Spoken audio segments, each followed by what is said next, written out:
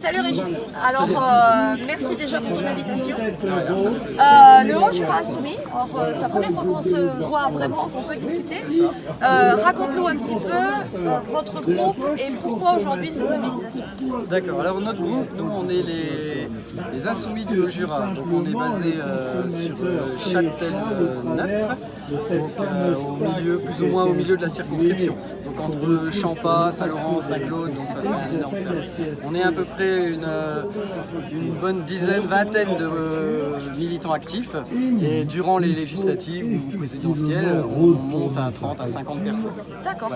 Et donc là, finalement, on pourrait presque dire que tu as conjugué avec ton groupe aujourd'hui la marche pour le climat, parce que les barrages, ça parle aussi d'écologie. Ça parle de la transition. Et le barrage, non à la privatisation, pour aussi la transition écologique. C'est ça, exactement. Donc, décidément, tu fais tout en un, toi. Et en fait, je vais pas mentir, on a eu à peine de chance sur le coup là. Donc déjà pour la première, on avait organisé donc, un rassemblement contre la casse sociale le 8.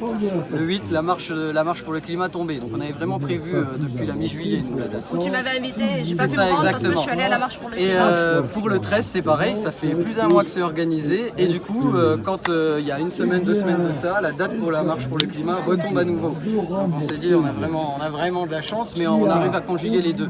Donc si on est là aujourd'hui, c'est vraiment contre la privatisation du barrage, puisque ce que disait Anne-Sophie tout à l'heure, effectivement, la privatisation du barrage peut être un danger écologique, environnemental, touristique et au niveau de la facture pour les gens. Donc je vais m'expliquer, c'est-à-dire au niveau de l'écologie. Donc effectivement, quand on regarde le barrage, là on doit être à 20 voire 30 mètres en dessous des berges. Donc si ça continue, la faune et la flore ils vont directement être impactés. Est-ce que l'humus en fait il va continuer à être alimenté en eau? Parce que pour que l'eau elle fasse une montée de 50 mètres, c'est pas un bout de sucre, hein, c'est de la roche. Hein. Ensuite on a un niveau touristique. Donc là si les gens ont pu voir, moi j'en ai vu une de vidéo sur Facebook, les personnes sont à canoë et on voit les ponteaux au-dessus, ils sont à plus de 15 mètres. Et à 15 mètres au-dessus, on a quand même des petites maisons, on a des aménagements exprès pour les touristes, mais quand ils vont sortir de là, eh ben, ils pourront rien faire. Donc est-ce qu'ils vont continuer à venir? Ensuite, pour pareil, l'écologie, les nappes phréatiques, sachant que le public, ils anticipent, donc ils travaillent sur le long terme dans le public. Est-ce que la personne qui viendra racheter ce barrage, est-ce qu'elle voudra vraiment travailler sur le long terme? Je pense pas. C'est plus du travail sur court terme et combien ça va me coûter. C'est surtout et combien ça va leur rapporter? Ouais, c'est ça. Ouais. Et combien ça va leur rapporter? Parce que la privatisation, c'est pour faire de l'argent, quoi. Exactement, il faut à tout prix qu'ils gagnent de l'argent, donc effectivement, donc ça fait la transition du coup pour la facture d'électricité qu'on va payer plus cher, puisqu'en fait, donc, dont tu parlais tout à l'heure. Le niveau de l'électricité il doit toujours être très stable, et arriver au petit-déj ou alors le soir, on est tous en train de faire la même chose, donc du coup le pic d'électricité va grimper.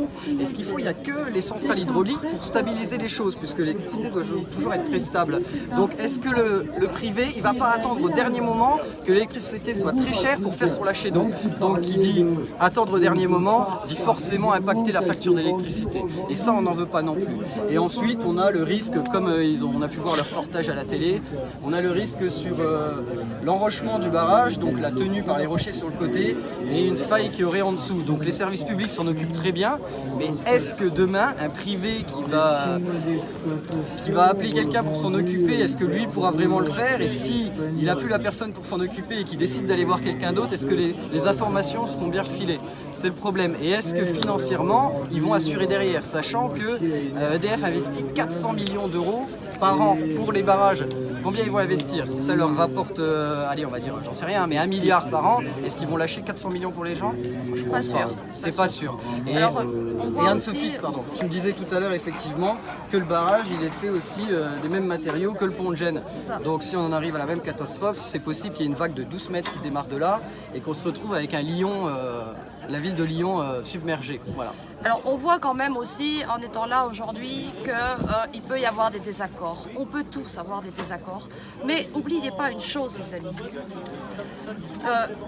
Des désaccords peuvent naître un très beau mouvement. Parce qu'il faut parler entre soi. C'est ça l'important. Parler entre soi, c'est fédérer les citoyens. C'est fédérer des gens qui sont tout de suite impactés. Parce que Bruxelles, c'est pas si loin que ça. Hein. Bruxelles, c'est ici. Alors on ne sera pas tous d'accord. Certes, on n'est pas tous d'accord. Mais en n'étant pas d'accord, nous faisons le jeu de Macron. Ça, je vous le dis. On fait le jeu à Macron. Il est en train de nous regarder, en train de nous bouffer entre C'est nous. diviser pour mieux régner. Il Donc faut pas. arrêtez un peu. Ne soyons pas toujours dans la contestation. Discutons pour discuter et fédérer et faire quelque chose de beau pour le bien public, pour l'intérêt général. Parce que nous, à la France Insoumise, nous sommes toujours là et nous le répéterons jamais assez, Régis. On est là pour la cause et l'intérêt général. Ciao les copains. Salut. Ciao les copines. Et puis Régis, on se revoit parce que tu as dit peut-être que vous alliez faire ça mensuellement. S'il faut revenir, on reviendra tous les mois. Voilà, donc les copains, les copines, le rendez-vous est pris. N'hésitez pas. Ça fait un peu de route pour que ceux qui sont loin, mais regardez comme c'est beau. Le Jura, c'est magnifique. À bientôt. Il ne faut pas hésiter, il faut venir. Venez en tout cas. Allez, ciao les copains, les copines. À bientôt.